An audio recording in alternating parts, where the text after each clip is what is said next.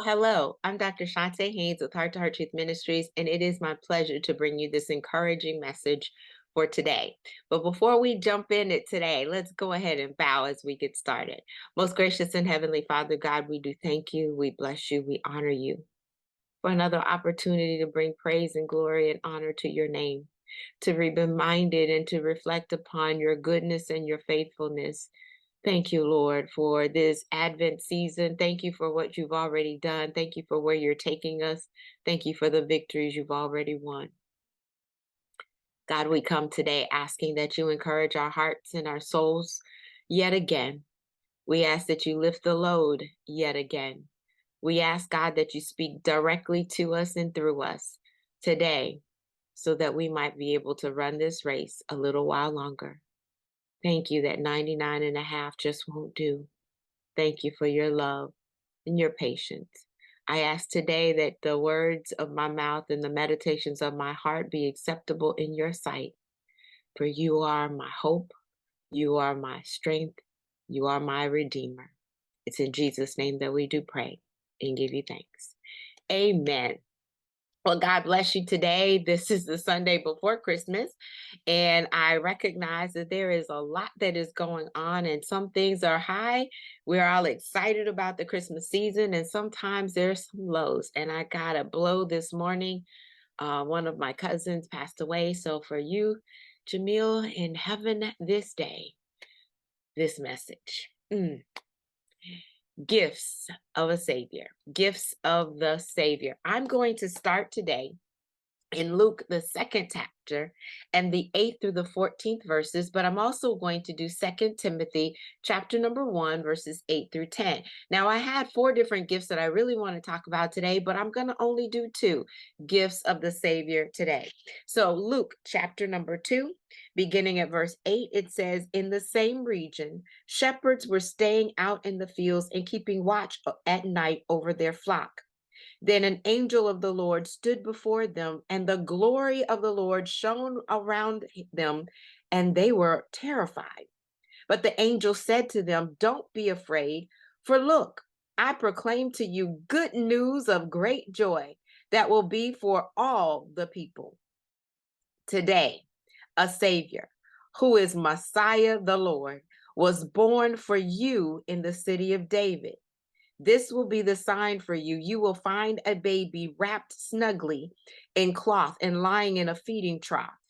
Suddenly there was a multitude of the heavenly host with the angel praising God and saying, 'Glory to God in the highest heaven, and peace on earth to people he favors.'" Glory to God in the highest, and peace on earth, goodwill toward men. Then 2 Timothy chapter number 1, verses 8 through 10. And the Bible says, "So don't be ashamed of the testimony about our Lord or of me, his prisoner. Instead, share in suffering for the gospel, relying on the power of God. He has saved us and called us with a holy calling, not according to our works, but according to his own purpose and grace, which was given to us in Christ Jesus before time began. This has now been made evident through the appearing of our Savior, Christ Jesus, who has abolished death and has brought life and immortality to light through the gospel." Gifts. You know, it's that time of year that we reflect on our relationships, some good, some we left up behind, some we walked away from. Others just brought us joy and peace, and it was harmonious, and it was absolutely fantastic. And for those, we decide that we want to buy gifts for them, and we put those gifts up under the tree. And I don't know about you, but some of us are still waiting on gifts to be delivered because we haven't gone out and shopped for them. But I want to show off the best gift today, the best gift that we have, and that's the gift of a Savior. Actually, as we say, Jesus is the reason for the season. So we want to look at these gifts. And the first gift that I am going to acknowledge and bring to your remembrance today is the gift of peace. I read Luke, the second chapter, the 8th through the 14th verse, and we recall that children are seen as a gift. Children are seen as a gift. Oh, we pray for them. Oh, we pray for them as we want to have them. We want to have a multitude of children. We want our quivers full. We also pray for them because once they get here, we know that we got to continue to lift them up. And there's some things that we can't do and places we can't go. And we just need to be praying adequately for our children. But then sometimes we recognize that we have to pray that we won't hurt them. Because just like we brought them into this world, some of us say we might even take them out. But children bring life to us. Yes, they bring some vibrancy into the family. They also bring the hope for the future because we see that now there is a new generation. They bring an awareness to us as well because we find out some things that we were short on, like patience. We find out some things that we could not do or things that we thought and we have to change our minds, but they end up teaching us as we go through. Well, prophesied by Isaiah, the Bible tells us that for unto us a child is born and a son is going to be given. And he gives all of these names for Emmanuel, but one of them is the Prince of Peace. See, the angels in Luke chapter number 2 declare to those shepherds that were tending watch at night that this child was born for you. That's exactly what it says. It says, this child was born for you. The gift is for you. The gift is for us. Jesus came for us as a babe, wrapped in swaddling clothes, lying in a manger. He was a gift that was given to all people, everyone who would receive. And yes, that child brought life abundantly, eternal life. Yes, that child brought hope, a hope for a future, a hope for a brighter tomorrow. Yes, that child brought an awareness of truth that others did not see, did not recognize. He taught us and he revealed to us who God is because he was God wrapped in flesh, dwelling among us.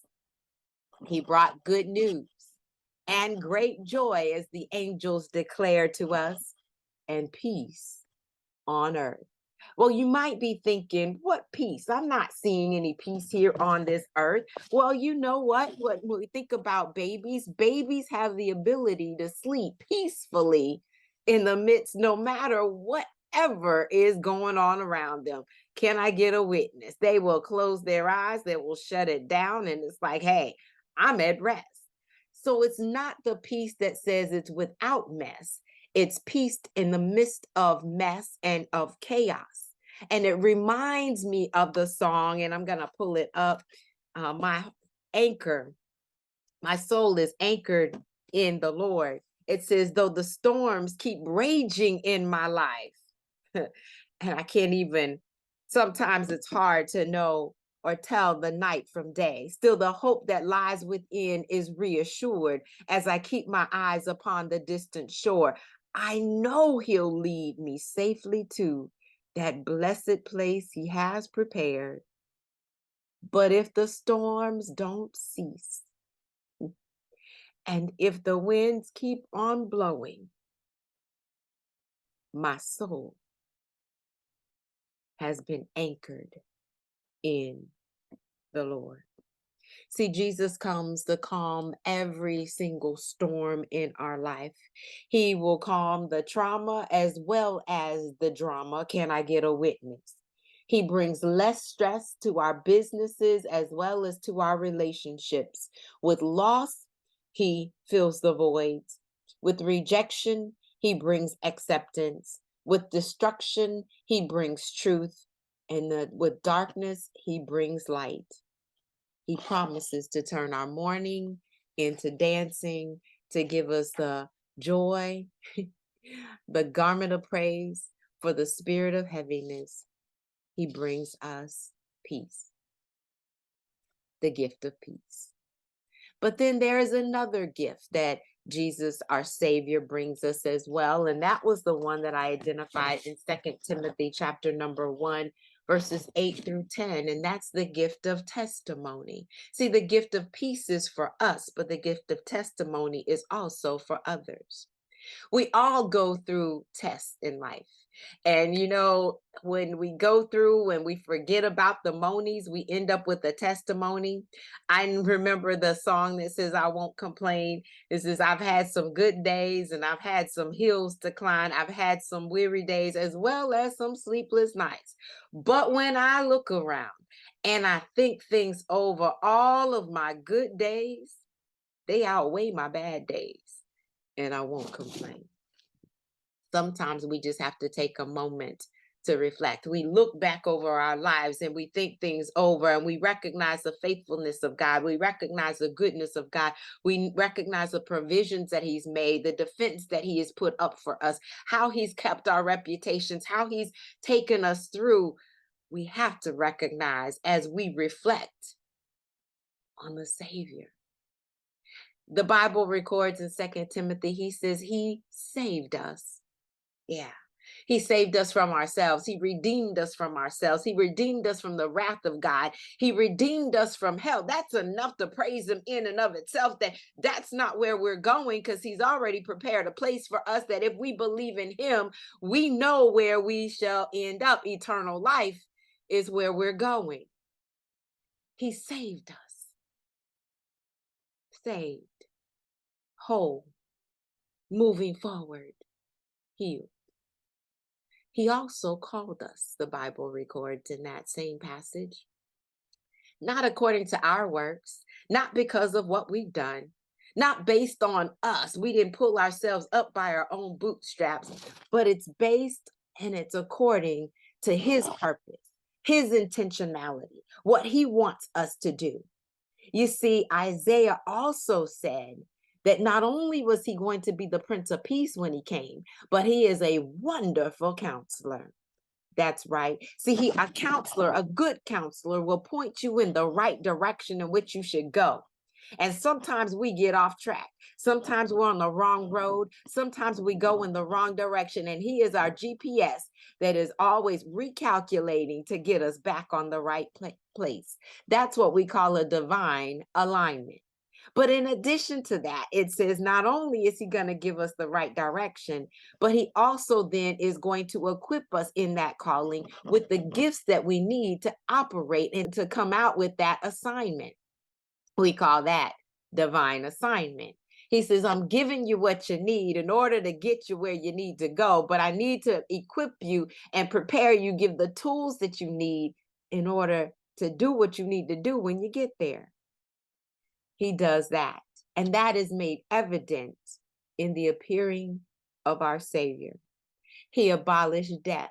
I told you I'm giving you eternal life. I told you I'm preparing a place for you, that I have to take care of this death. Death has no more sting. Death cannot reign any longer, but I'm giving you power and authority is what God says. And I'm also going to bring that life again back to you, as well as giving you immortality to light, it says, through the gospel.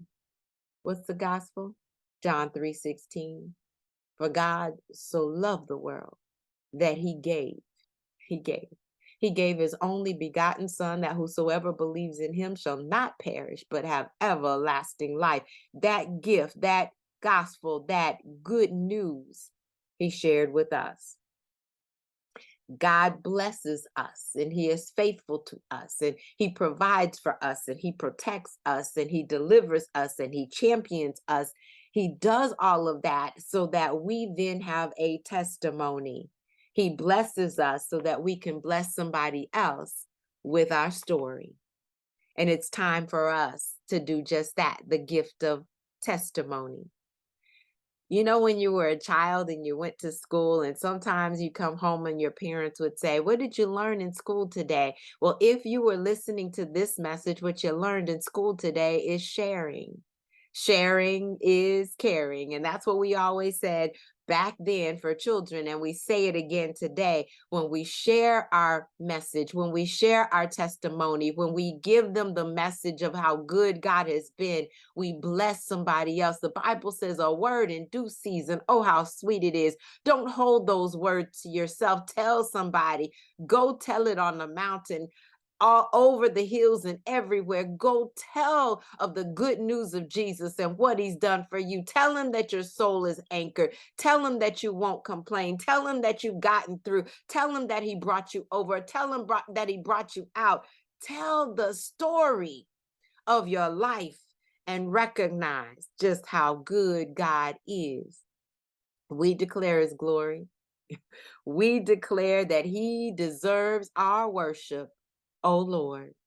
No matter what you're going through, no matter where you're going to, the gift of the Savior brings you peace in the midst of storms, fills every single void, gets you through the trauma as well as the drama. But not only does he do that for you, but he also asks that you go and you tell someone else, so that when you have come through, you don't just survive, you thrive, and you bring someone else with you. Let's bow.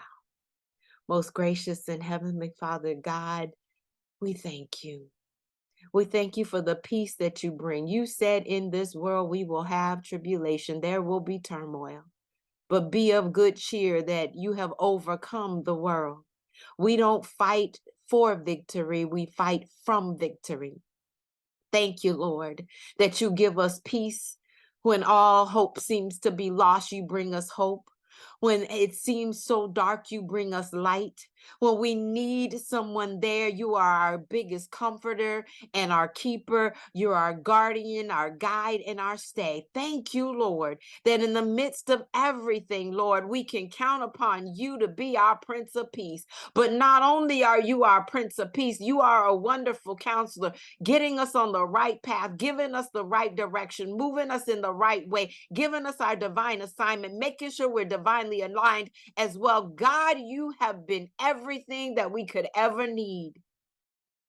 God, point us in the right direction. We just ask, Lord, in the midst of it all, continue to hold our hands and lead us to the promised land. Thank you, Father, that you will wipe every single tear.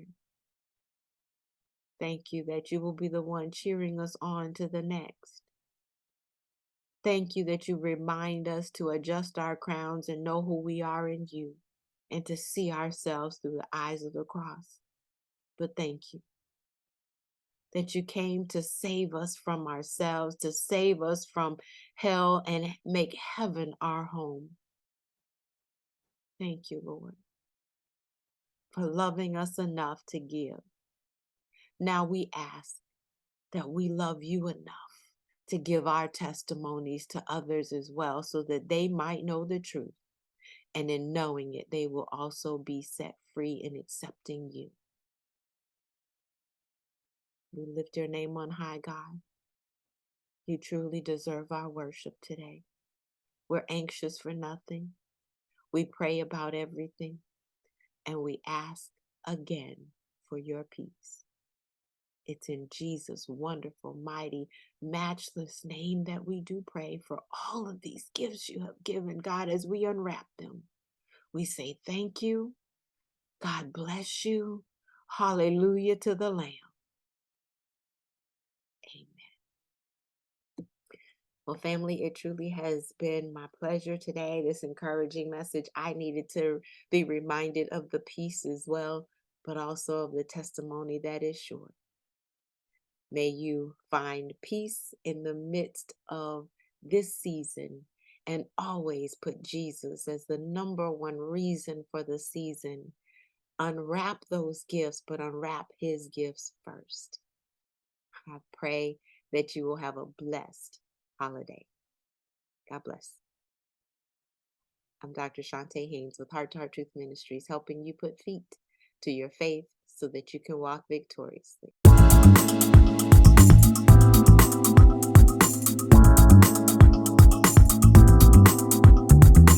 You can find us online at htruth.org.